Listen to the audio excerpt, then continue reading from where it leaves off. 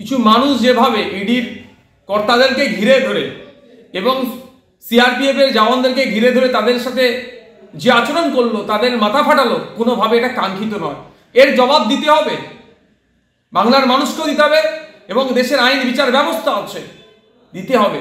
কাদের নেতৃত্ব হচ্ছে? পঞ্চায়েত নির্বাচনে এই শওকত মোল্লা সাহেবরা, এই শাহজাহান সাহেবদের মতো লোকেদের কাছ থেকে যা যুক্ত হয়ে অস্ত্র শস্ত্র অবৈধ নিয়ে এসে ভাঙড় সহ যেখানে যেখানে সন্ত্রাস চালিয়েছে এর মূল হোতা হচ্ছে এরা।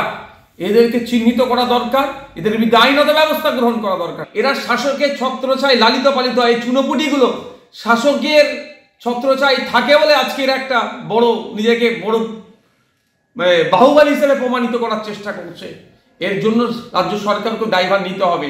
রাজ্যের আইন শৃঙ্খলা কোথায়? আমাদের রাজ্যের আজকে মাথা হেঁট হয়ে যাচ্ছে।